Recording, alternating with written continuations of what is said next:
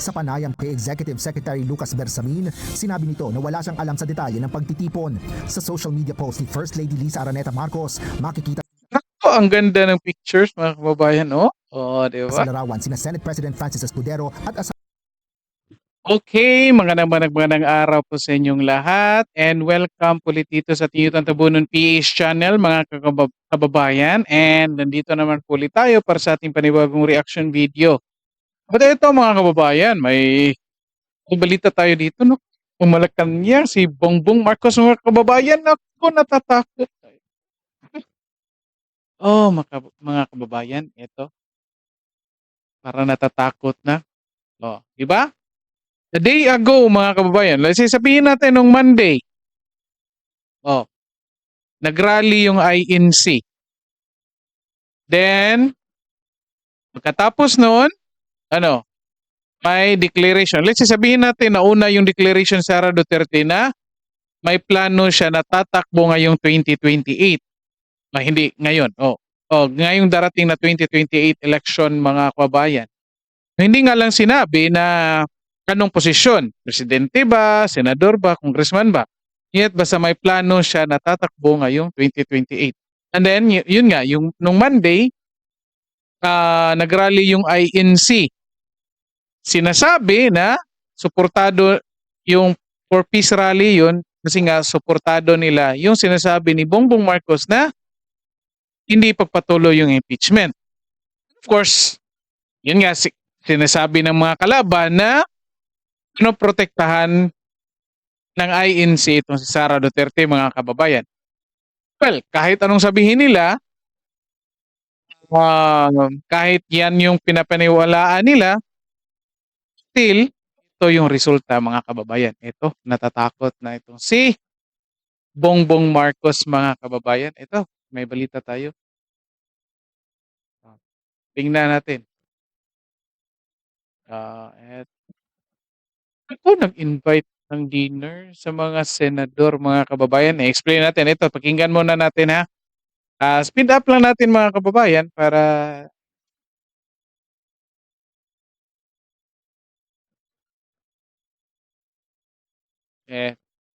by the way, mga kababayan, bago natin umpisahan, paki-like and share ng video na ito, and then may pakisuyo po ako sa inyo na kung pwede, paki-subscribe ng channel natin kasi nag-goal po ako na ngayong 2025 mga kababayan, aabot po tayo ng 1,000 subscribers. At nagpapasalamat po ako sa inyo na naabot na po natin yung initial goal ko for 2025 na sana aabot ng 700. Lumagpas pa po doon mga kababayan. So maraming salamat po sa inyo. And another goal ko po ngayon mga kababayan na kung pwede, aabot po tayo ng 1,000 subscribers po. Maraming salamat po sa inyong lahat in advance na alam kong susuportahan nyo ako. And ito na nga mga kababayan, play na natin itong balita nito. Galing ito sa UNTV, News and Rescue. Okay. I was not a part of that dinner, so wala akong knowledge kung ano nandiyan. But would you know, sir, kung ano po kaya yung possible? No, I don't know, because that's usually a very social and private affair. wala pang inilalabas na detalye ang Malacanang sa naganap na hapunan o dinner kasama ang ilang senador at kanilang mga asawa. Mga kababayan, tingnan nyo. Ang sarap niyan mga kababayan. Diba? Nag-invite ang Malacanang sa mga senador pati yung mga asawa nila for dinner mga kababayan. Of course, expect tayo na sasabihin nito na hindi politika ang pinag-uusapan.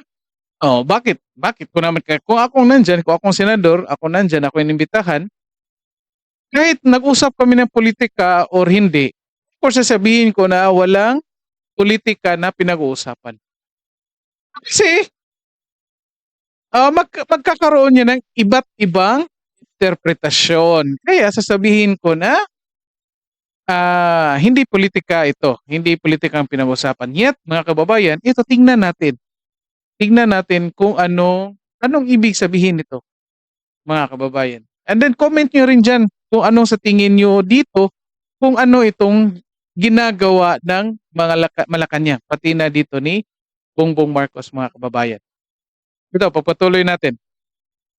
Sa panayam kay Executive Secretary Lucas Bersamin, sinabi nito na wala siyang alam sa detalye ng pagtitipon.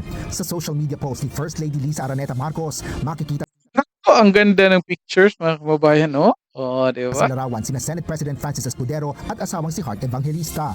Ayan. Di ba? Yun nga, oh.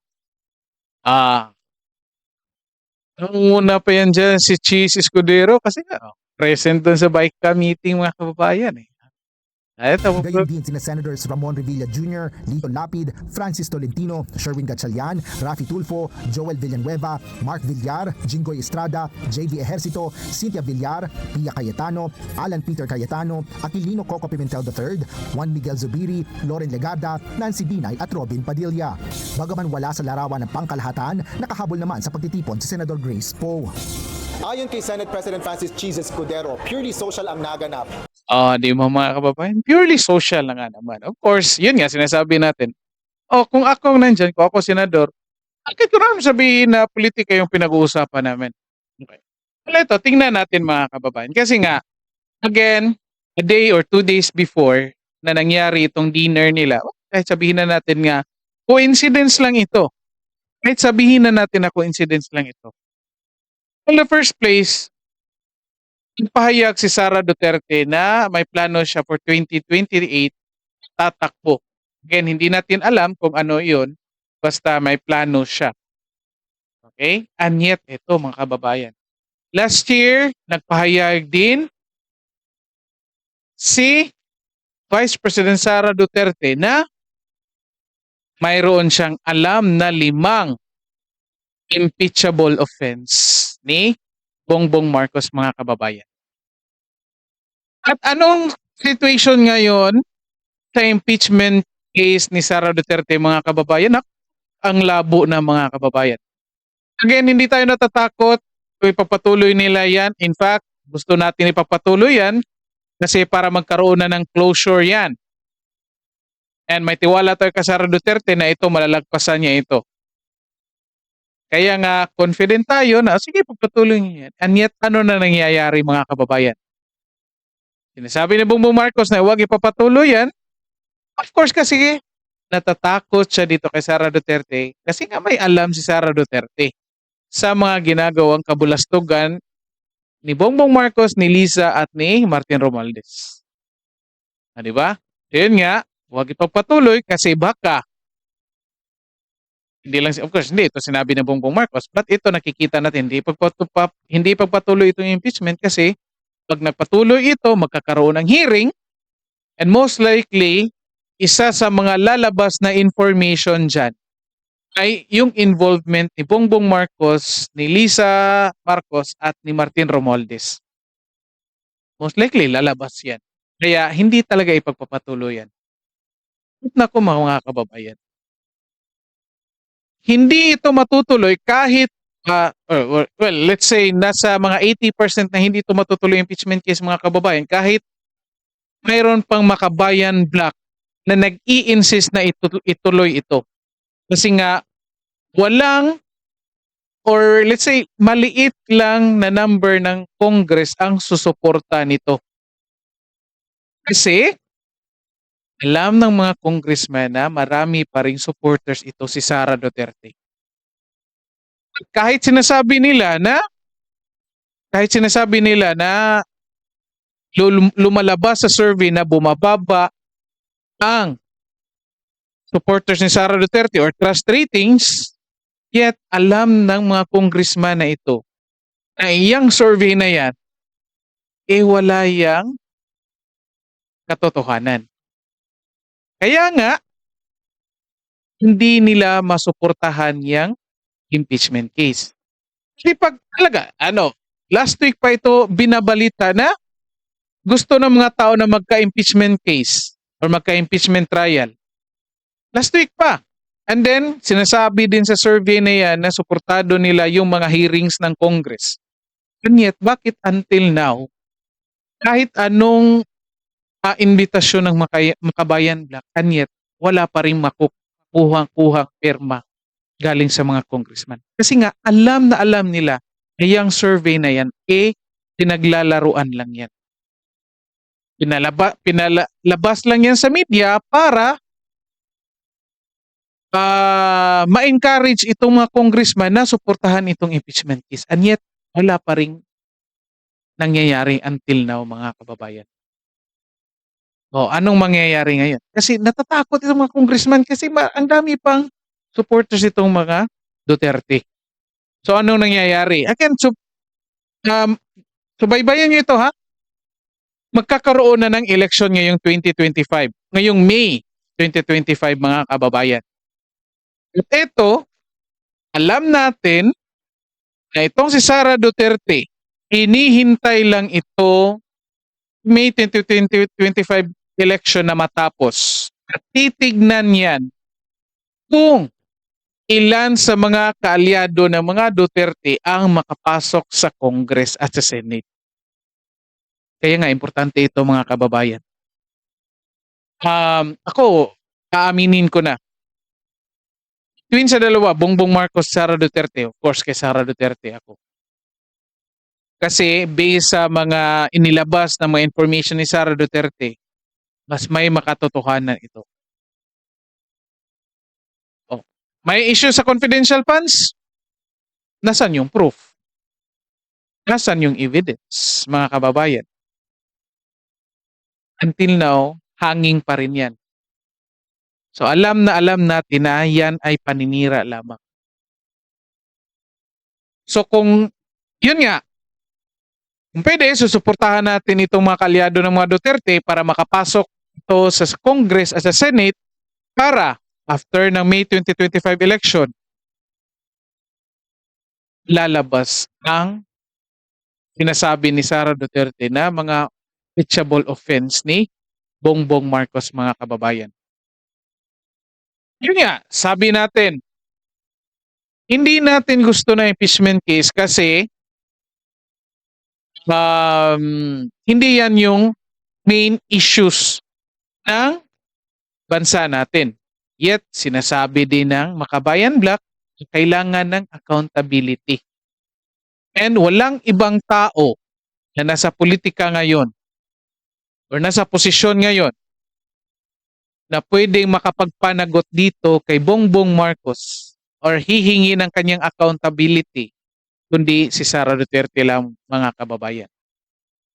Kaya pag maraming makapasok na kaalyado ng mga Duterte, mga kababayan, dyan sa Congress at sa Senado, most likely, iimbestigahan yan ang mga kabuktutan or kabaluktutan ginagawa ni Bongbong Marcos. At ito na nga, mga kababayan, isa ito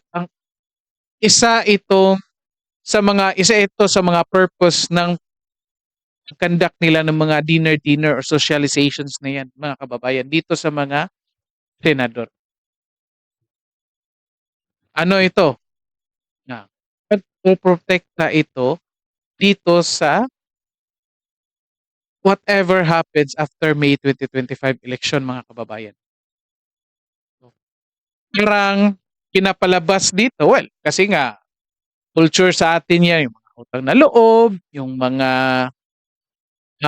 we shared the same table at least once, so most likely, kaibigan tayo, mga ganyan-ganyan, mga kababayan. Oh. Anong tawag? Saving face po yan, mga kababayan. Kasi nga, after May 2025 election, pag darating yung time na si Bongbong Marcos naman ang haharap sa possible na mga impeachment case or cases, mariremind itong mga senador, congressman, kasi last December, ganun din yung ginawa sa Congress, sa mga congressman. Mariremind ito na, ito. Di ba? Magkasama tayong maghapunan, mag-dinner. Di ba, magkaibigan tayo? Saving face ito, mga kababayan. Kaya dyan, anong sa tingin nyo? I might be wrong, kasi opinion ko lang ito. Ito yung mga nakikita ko, mga kababayan, na rason kung bakit ginagawa nila ito. Kasi nga, mga kababayan, kung titignan na talaga natin, strictly speaking, dapat hindi ito magpang-abot itong Senate, Congress, Malacanang at Judiciary. Kasi independent bodies ito. Independent branches ito ng government. Executive, then legislative, at judiciary. Diba? Dapat hindi ito magpang-abot. But in many cases, kasi nga, nasa Constitution, hindi naman ito talaga labag sa Constitution. Kasi nga, pag may pinirmahan ng bill, pag may, may plano ang presidente, yung Malacanang, yung executive, hingi siya ng tulong doon sa Congress at sa Senate. Kaya okay lang. Di ba? Okay lang. Pero again, ang titignan talaga natin, dapat wala talagang impluwensya dito. And dahil sa mga ganito mga kababayan, again, kahit hindi sila mag-usap dyan about sa politika, yet magkakaroon ito ng parang memories between two parties mga kababayan. Tandaan niya ng kahit sinong senador at congressman. Maalala nila yan pag darating yung time na kailangan nila mag-decide na makaapekto sa relationship nilang dalawa. Importante yan mga kababayan. Kaya nga ito, nakikita ko dito na itong si Bongbong Marcos mga kababayan, ngayon pa lang, natatakot na ito dito sa kung anong resulta ng May 2025 election. At alam nito na sirang-sira na yung pangalan niya. Kasi nga, of course, sumusunod kasi kay Martin Romualdez eh. Yan kasi sumusunod kay Martin Romualdez at kay Lisa Marcos. Kaya, eto na. Ano ka ngayon, Bongbong Marcos? Kayo mga kababayan, comment kayo dyan kung ano sa tingin nyo dito. Comment kayo dyan para malaman natin. Okay? So, at dito na lang po muna tayo and paki-like and share ng video natin.